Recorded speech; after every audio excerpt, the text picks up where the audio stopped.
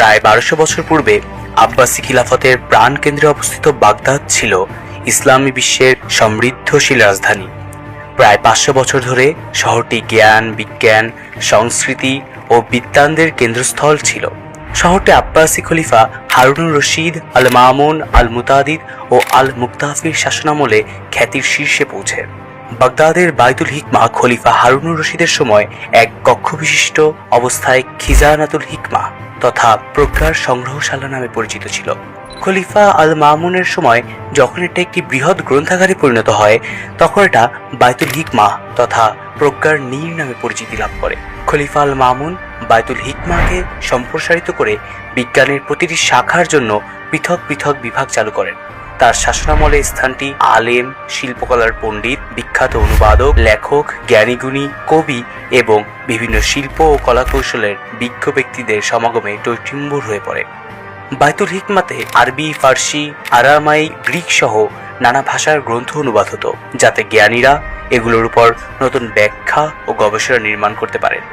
বলা হয় খলিফা আল মামুন প্রতিটি অনুবাদিত বইয়ের ওজনের সমপরিমাণ স্বর্ণ দিয়ে অনুবাদকদের পুরস্কৃত করতেন।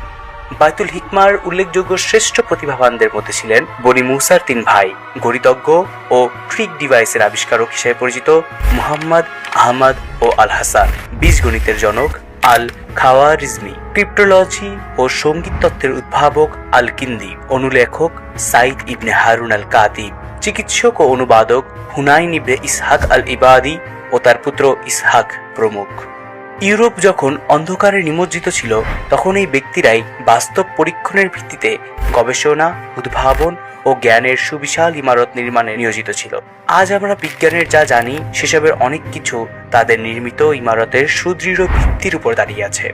আলজেব্রা তথা বীজগণিত শব্দটি এসেছে পণ্ডিত আল খাওয়ারিজমির আল জাবর ওয়াল মুকাবালা গ্রন্থের শিরোনাম থেকে। 9ম শতাব্দীর শুরুর দিকে বাইতুল হিকমাতে কাজ করার বদৌলতে তিনি বীজগণিতকে একটি শক্ত ভিত্তির উপর দাঁড় করান। তার উত্তরসূরি আল কারাজি তার তত্ত্বগুলোর পরিমার্জন ও সমৃদ্ধি সাধন করেন এবং এর মাধ্যমে তিনি বীজগণিত চর্চার নতুন এক ধারণা সূচনা করেন, যা শত শত বছর ধরে সমৃদ্ধ হতে থাকে। এই পণ্ডিতগণ এবং অন্যরা তাত্ত্বিক গাণিতিক ধারণার ভিত্তি স্থাপন করেন, যার উপর আধুনিক কালের হিসাব বিকাশ নির্ভর করে। অ্যালগরিদম বর্তমান কম্পিউটার বিজ্ঞানের ভিত্তি। মজার বিষয় হলো, এই শব্দটি এসেছে স্বয়ং আল খাওয়ারিজমির নাম থেকে। গণিত, জ্যোতির্বিদ্যা, চিকিৎসা, রসায়ন, প্রাণীবিদ্যা, ভূগোল সহ মানবিক ও বিজ্ঞানের বিষয়াদি অধ্যয়নের জন্য বাইতুল হিকমা ছিল এক অপ্রতিদ্বন্দ্বী জ্ঞান চর্চা কেন্দ্র। বাইতুল হিকমার পণ্ডিতগণ যে সমৃদ্ধি অর্জন করেছিলেন, বর্তমান যুগে এসেও তার প্রভাব সদা বিদ্যমান। বাইতুল হিকমার এই গৌরবোজ্জ্বল অধ্যায়ের অবসান ঘটে 1258 সালে।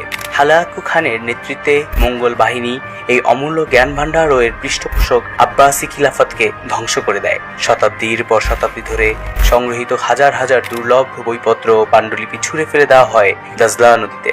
বইয়ের সংখ্যা এতই বিশাল ছিল যে বলা হয় দজলা নদীর পানি বইয়ের কালিতে কালো হয়ে গিয়েছিল। বাইতুল হিকমা কেবল একটি পাঠাগার ও গবেষণা কেন্দ্র ছিল না, বরং এটি ছিল মানব সভ্যতার বুদ্ধিবৃত্তিক জাগরণের এক উজ্জ্বল আলোকবর্তিতা। এখান থেকে জন্ম নেওয়া গাণিতিক ও বৈজ্ঞানিক জ্ঞান, সূত্র ও তত্ত্ব মধ্যযুগ পেরিয়ে পরবর্তী আধুনিক ও বৈজ্ঞানিক অগ্রগতির পথে গুরুত্বপূর্ণ প্রভাব ফেলেছে।